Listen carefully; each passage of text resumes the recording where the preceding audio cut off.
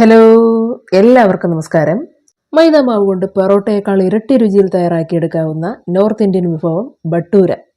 കാണാൻ പൂരി പോലെയൊക്കെ തോന്നിപ്പിക്കുമെങ്കിലും രുചി ഈ പറഞ്ഞ പൂരിയുടെയോ പൊറോട്ടയുടെയോ പോലൊന്നുമല്ല, അതൊക്കെ മേലെയാണ്. എന്നാൽ നമുക്കങ്ങോട്ട് തുടങ്ങിയാലോ. ഇവിടെ അതിനായിട്ട് 200 ml കപ്പിൽ 1.5 കപ്പ് അളവിൽ മൈദ മാവ് എടുക്കുന്നുണ്ട്. അത് ഇതേപോലെ കുഴച്ചെടുക്കാൻ പാകത്തിനുള്ള ഒരു പാത്രത്തിലേക്ക് ഇട്ട് കൊടുത്തിട്ട് അതിലേക്ക് 15 ml ഉൾക്കൊള്ളുന്ന ടേബിൾ സ്പൂണിൽ 1 ടേബിൾ സ്പൂൺ അളവിൽ റവ ഇട്ട് കൊടുക്കാം. പോരാത്തതിന് 1 ടീസ്പൂൺ പഞ്ചസാര, 1/4 ടീസ്പൂൺ ബേക്കിംഗ് പൗഡർ, 1/4 ടീസ്പൂൺ ഉപ്പ്, പിന്നെ നേരത്തെ പറഞ്ഞിരുന്ന അതേ 15 ml ടേബിൾ സ്പൂണിൽ 2 ടേബിൾ സ്പൂൺ അളവിൽ തൈര് കൂടി ചേർത്ത് കൊടുക്കാം. അപ്പോൾ ഇത്രയും ഒന്ന് ചേർത്ത് കൊടുത്തു കഴിഞ്ഞാൽ ഇനി ഒടുവിലായിട്ട് ഇതിലേക്ക് 1/2 ടേബിൾ സ്പൂൺ വെളിച്ചെണ്ണ കൂടി ഒഴിച്ചതിന് ശേഷം എല്ലാം നല്ലതുപോലെ ഒന്ന് മിക്സ് ചെയ്തെടുക്കുക.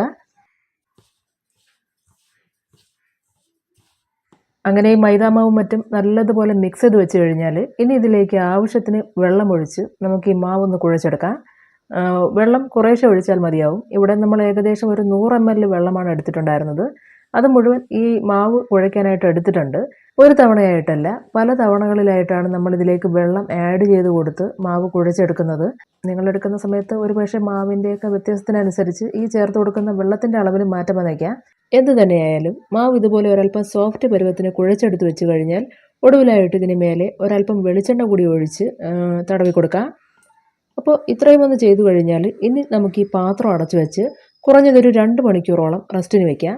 ഈ സമയം കൊണ്ട് തന്നെ മാവ് കുറച്ചുകൂടി ഒന്ന് സോഫ്റ്റായി കിട്ടും. അങ്ങനെ ഇവിടെ ഈ പറഞ്ഞ 2 മണിക്കൂറോളം കഴിഞ്ഞു. മാവ് കുറച്ചുകൂടി ഒന്ന് സോഫ്റ്റായി കിട്ടി. ഇനി മാവ് നമുക്ക് കയ്യിലെടുത്ത് ഇതുപോലെ ചെറിയ ഉരുളകളാക്കി എടുക്കാം. ഇങ്ങനെ ഉരുട്ടിയെടുക്കുന്ന ബോൾസിൻ്റെ വലിപ്പം കൂടിപ്പോകാൻ പാടില്ല. കഴിവതും ഇവ ഓരോന്നും പരത്തിയെടുത്തു കഴിഞ്ഞാൽ പൂർണ്ണമായും എണ്ണയിൽ മുങ്ങി നിൽക്കും എന്ന് ഉറപ്പുള്ള തരത്തിൽ വേണം മാവെല്ലാം ഉരുട്ടിയെടുക്കാൻ. അങ്ങനെ ഇവിടെ മാവെല്ലാം ഈ കാണുന്നത് പോലെ ഒരു മീഡിയം അളവിൽ ഉരുട്ടിയെടുത്ത് വെച്ചിട്ടുണ്ട്.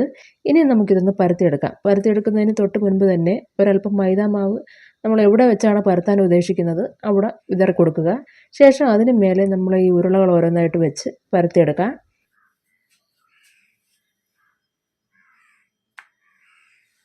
അങ്ങനെ നമ്മൾ ഈ എടുത്ത ആദ്യത്തെ ബോൾ നല്ല പെർഫെക്റ്റായിട്ട് പരത്തി എടുത്തിട്ടുണ്ട്. ഇനി നമുക്കിത് ചൂടായ എണ്ണയിലേക്ക് ഇട്ട് കൊടുക്കാം. എണ്ണ നല്ലതുപോലെ ചൂടായതിന് ശേഷം തീ മീഡിയം ഫ്ലെയിമിൽ വെച്ചിട്ട് വേണം നമുക്ക് ഈ ബട്ടൂരയെല്ലാം തയ്യാറാക്കിയെടുക്കാൻ.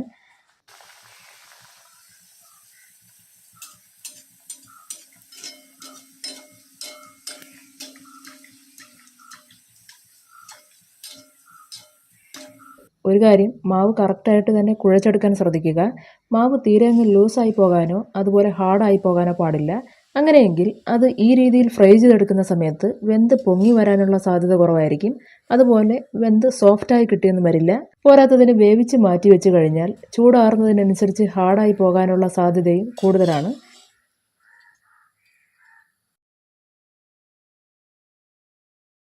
അപ്പോൾ ഇന്നത്തെ സ്പെഷ്യൽ നോർത്ത് ഇന്ത്യൻ വിഭവമായ ബട്ടൂര റെഡി ആയിട്ടുണ്ട്. ഇത്രയേ ഉള്ളൂ. വളരെ സിമ്പിളായിട്ട് ചെയ്തെടുക്കാവുന്ന ഒരു ഐറ്റമാണ്. നമ്മുടെ പൂരിയൊക്കെ ഉണ്ടാക്കുന്ന അതേ രീതിയിൽ തന്നെയാണ് ഇതും ചെയ്തെടുക്കുക. അപ്പോൾ എല്ലാവരും ട്രൈ ചെയ്ത് നോക്കിയിട്ട് അഭിപ്രായങ്ങൾ അറിയിക്കുക. ഇന്നത്തെ വീഡിയോ ഇഷ്ടമായിട്ടുണ്ടെങ്കിൽ ലൈക്ക് ചെയ്തേക്കുക. നന്ദി, നമസ്കാരം.